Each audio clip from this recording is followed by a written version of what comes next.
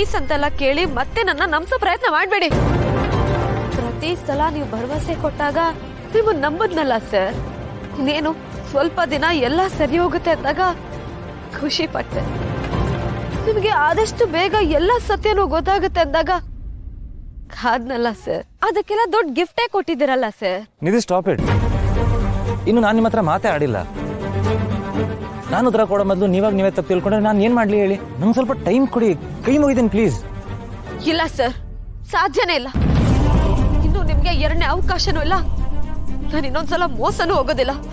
Please ನನ್ನ ಬಿಟ್ಬಿಡಿ. ನೀವು ಯಾಕೆ ಹೀಗೆ ಮಾತಾಡ್ತಿದ್ದೀರಾ ಅಂತ ನನಗೆ ಕಾರಣನೂ ಗೊತ್ತಿಲ್ಲದೆ ನಾನು ಏನ್ ಮಾತಾಡ್ಲಿ ನಿಧಿ? ಅದಕ್ಕೆ ಮಾತಾಡ್ಬೇಡಿ ಅಂತ ಹೇಳ್ತಿರೋದು ಸರ್. ನನ್ನನ್ ಬಿಡಿ ಸರ್. ನಮ್ಮ ಅಕ್ಕನ್ಗೂ ಮೋಸ ಮಾಡ್ಬಿಟ್ರಲ್ಲ ನೀವು.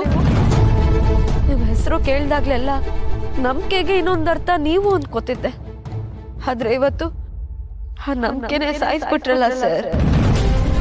ಇನ್ನು ನೀವ್ ಏನೇ ಮಾಡಿದ್ರು ಸರಿ ಮಾಡಕ್ ಆಗಲ್ಲ ಸರ್. ಅಕ್ಕ ಪ್ರೀತಿಲ್ ಬಿದ್ದು ತಪ್ಪು ಮಾಡಿದ್ಲು ಅನ್ಕೊಂಡೆ. ಆದ್ರೆ ನಾನು ನಿಮ್ಮನ್ನ ನಂಬಿದ್ ದೊಡ್ಡ ತಪ್ಪು ಮಾಡಿದೆ ಸರ್. ನಾನು ಏನ್ ಮಾತಾಡಿದ್ರು ನೀವು ಕೇಳಿಸ್ಕೊತಾನೆ ಇಲ್ವಲ್ಲ? ಅಟ್ಲೀಸ್ಟ್ ಏನ್ ತಪ್ಪು ಅಂತ ಹೇಳಿ, ನಾನು ಸರಿ ಮಾಡ್ಕೋತೀನಿ. ಸರಿ ಮಾಡೋದ? ಸರಿ ಮಾಡೋದಕ್ಕೆ ಸಾಧ್ಯನೇ ಇಲ್ಲ ಸರ್. ಅಷ್ಟು ದೊಡ್ಡ ದ್ರೋಹ ಮಾಡಿದ್ದೀರಾ ನೀವು. ದ್ರೋಹ? ನಿಧಿ ಪ್ಲೀಸ್ ಹೀಗೆಲ್ಲ ಹೇಳ್ಬೇಡಿ. ಇರೋದನ್ನ ಇದ್ದಾಗೆ ಹೇಳಿ ಸರ್. ಅಭ್ಯಾಸ ನನ್ಗೆ. ಇನ್ ಮುಂದೆ ನಿಮ್ನ ನೋಡೋದು ಇಲ್ಲ, ನಿಮ್ ಜೊತೆ ಮಾತು ಆಡಲ್ಲ ಸರ್.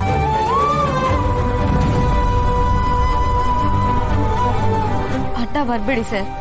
ಅಡ್ಡ ಬಂದ್ರೆ ಬೇರೆ ದಾರಿ ಹುಡ್ಕೋಬೇಕು ಅನ್ನೋದು ನನ್ಗೆ ಅರ್ಥ ಆಗಿದೆ.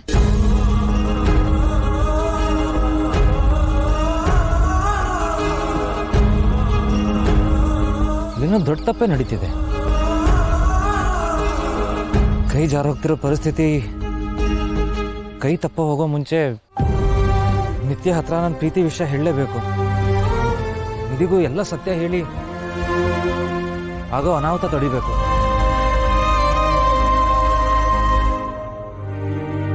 ನಿತ್ಯ,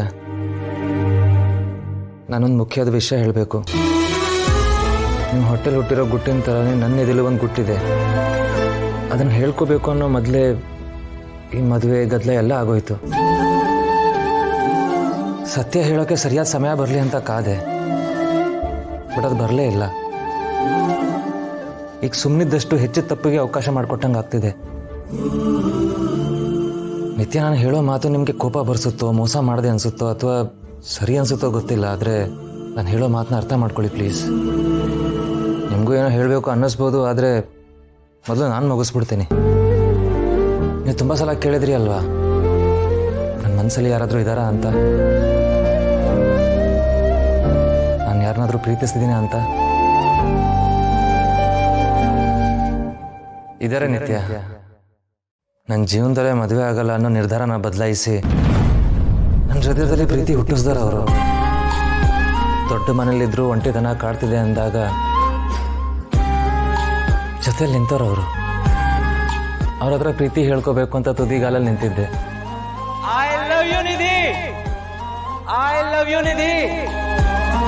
ಅಂತರದಲ್ಲಿ ಹೇಳ್ಕೊಳ್ದೇ ಇದ್ರು ಇಬ್ರು ಮನ್ಸ್ಗೂ ಸತ್ಯ ಗೊತ್ತಾಗೋಗಿತ್ತು. ಪ್ರೀತಿ ಅಂದ್ರೆ ಹಾಗೆ ಅಲ್ವಾ ನಿತ್ಯ? ಹೇಳ್ದೇ ಇದ್ರು ಮನ್ಸು ಅರ್ಥ ಮಾಡ್ಕೊಬಿಡುತ್ತೆ. ಆದ್ರೆ ನಿಮ್ಮ ಮದುವೆ ದಿನ ನಾನು ಸುಮ್ಮನಿದ್ದೆ ಈ ಪ್ರೀತಿಗೆ ದೊಡ್ಡ ಸವಾಲಾಗ್ಬಿಡ್ತು. ಅವತ್ತು ನಾನು ನಿಮ್ಮ ಹತ್ರ ಈ ವಿಷಯ ಹೇಳ್ಕೋಬೇಕು ಅಂತ ಅಂದ್ರೂ ಬಾಯಿಂದ ಯಾವ ಮಾತು ಬರಲಿಲ್ಲ. ಆದರೆ ಇವಾಗ ನಿಮ್ಮ ಹತ್ರ ಹೇಳ್ಕೊಳ್ಳೇಬೇಕು ನಿತ್ಯ.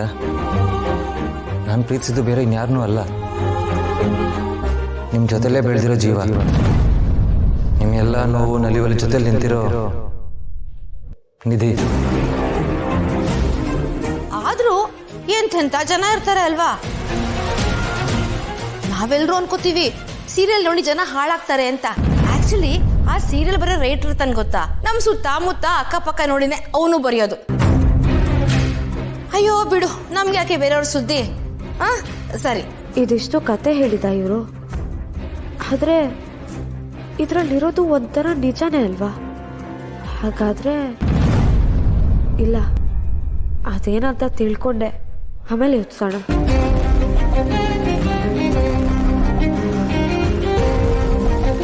ಅಯ್ಯೋ ಅಯ್ಯೋ ಹಂಗಲ್ಲ ಕಣೆ, ಸ್ವಲ್ಪ ಕೇಳಿಸ್ಕೊ.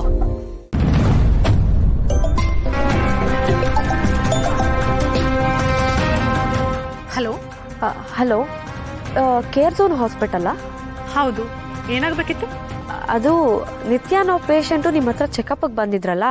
ಹೌದು, ಬಂದಿದ್ರು. ಅವ್ರ ತಂಗಿ ನಾನು. ನಂಗೊಂದು ಹೆಲ್ಪ್ ಮಾಡ್ಬೋದಾ? ಚೇಚೆ, ಹೇಳಿ, ಅದು ನಮ್ಮ ಕರ್ತವ್ಯ. ಏನ್ ವಿಷಯ? ಅಕ್ಕನೊಂದಷ್ಟು ರಿಪೋರ್ಟ್ಸ್ ಚೆಕ್ ಮಾಡ್ತಿದೆ. ಅದೇ ರೀತಿ ನೀವ್ ಚೆಕ್ ಮಾಡಿದ ರಿಪೋರ್ಟ್ಸ್ ಅಲ್ಲಿ ಏನಾಗಿದೆ, ಮಗು ಆರಾಮಾಗಿದ್ಯಾ ಅಂತ ಕೇಳೋದಕ್ಕೆ ಫೋನ್ ಮಾಡಿದೆ. ನಥಿಂಗ್ ಟು ವರಿ, ನಿಮ್ಮ ಅಕ್ಕ ಮತ್ತೆ ಮಗು ಆರೋಗ್ಯವಾಗಿದ್ದಾರೆ. 3 ತಿಂಗಳಲ್ಲಿ ಮಗು ಎಷ್ಟು ಬೆಳವಣಿಗೆ ಆಗ್ಬೇಕು ಪರ್ಫೆಕ್ಟ್ ಆಗಿ ಅಷ್ಟು ಬೆಳವಣಿಗೆ ಆಗಿದೆ.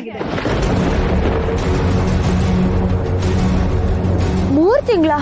ಹೌದು. ಯಾಕೆ, ಏನಾದ್ರೂ ಕನ್ಫ್ಯೂಷನಾ?